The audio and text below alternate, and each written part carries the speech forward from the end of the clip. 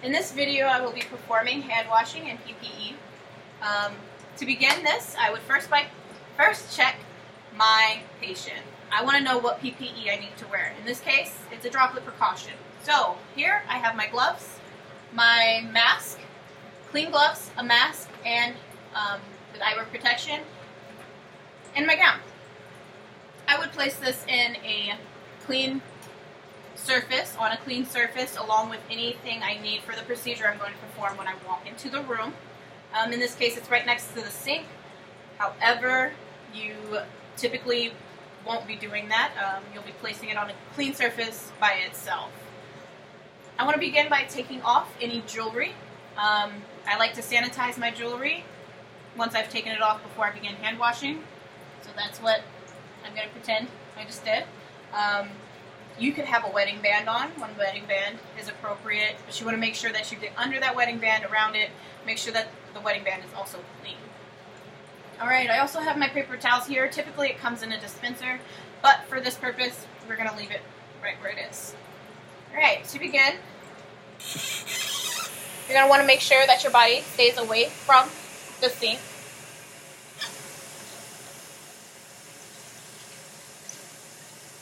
Make sure that the water is warm.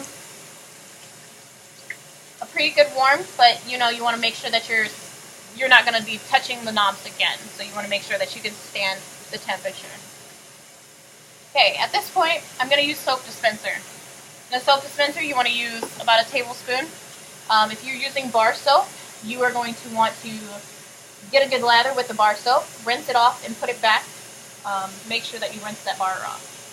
So during the hand washing process, you're going to want to get a good lather going. You're going to want to keep that lather going for about 20 seconds. During the 20 seconds, you want to clean 1 inch above your wrist. If you can visibly see soilage, you're going to want to go 1 inch above the soilage.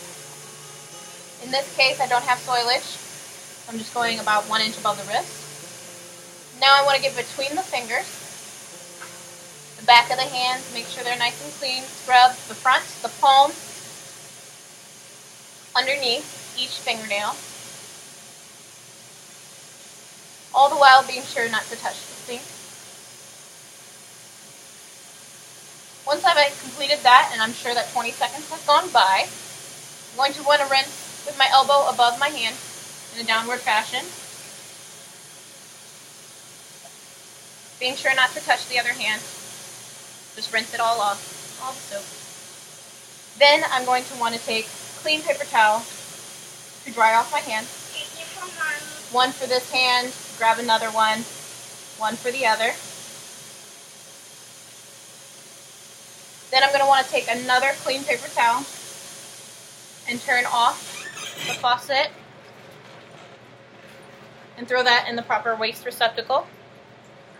And that is hand washing. Of course, at this time you can put on your clean and sanitized jewelry. I'm going to leave it off for now. So, now that I've done washed my hands, I'm going to begin my PPE by putting on my gown.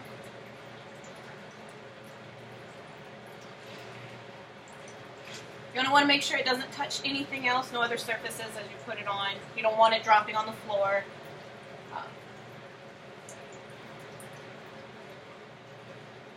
So in placing my gown on, I'm going to tie it in the back.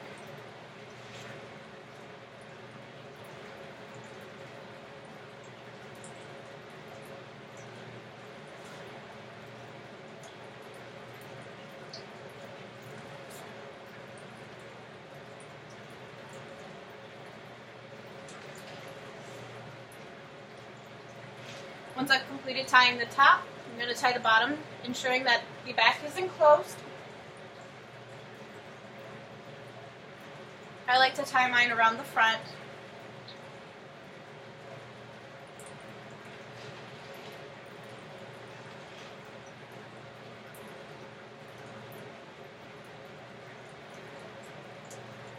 Now that my gown is on, and it is enclosed, I'm going to put on my mask. Make sure that it is form-fitting around your nose, pulling it down around your mouth. That if you have eyewear protection, that it's covering your eyes where it needs to. If you had a respirator on, you would be sure to make sure that the fit, the suction is good, that you can breathe. Obviously, you want to make sure you can breathe. Okay?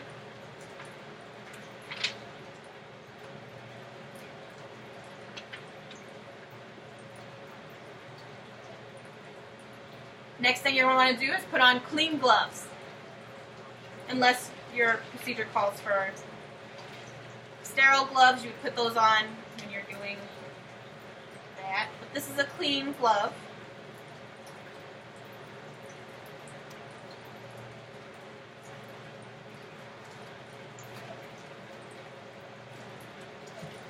You're going to want to make sure each of the cuffs is out and around the cuff of your gown. So now that I've done that, I've seen that my patient needed droplet percussion. I've put on the PPE appropriate for that. I've gathered my supplies and everything that I need to take in with me to do the procedure. After I'm done with that and made sure that everything is safe, I'm going to go ahead and get ready to exit the room. I'm going to gather the supplies that I can take out with me, the supplies that I cannot take out with me, of course, leave inside the room. Before I exit the room at the doorway, I'm going to remove my PPE. If you have a respirator on, you're going to remove the respirator once you've exited the room. In this case, I just have a mask, so I'm going to go ahead and take that off at the doorway. I begin by first untying my gown here, making sure it is loose. This is all contaminated, so contamination to contamination. I like to pull it away from me a little bit, makes it a little easier to take off. Then I'm going to go ahead and take off my gloves, pulling away from me, having one glove inside the other, using the inner cuff to pull it inside out, leaving that inner glove in there, putting it in the proper waist receptacle. Now I'm going to take my hand, put it inside my gown, and begin pulling it, peeling it away from me, off both the shoulders. Of course, I've already untied the neck portion before taking, when I took off my gloves, I untied the back. So I want to pull this away from me, down and off, only touching the inside. I'm going to roll it away, putting it in the proper waist receptacle, and taking off my mask.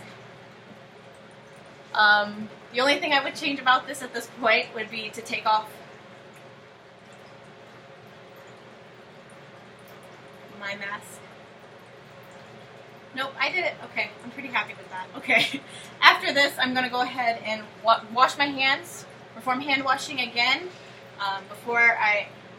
once everything is done, and then I'm going to go ahead and document what I needed to document. Of course, I'm going to make sure that AIDED is done, that the patient is safe, that the room is safe, and that all procedures were done.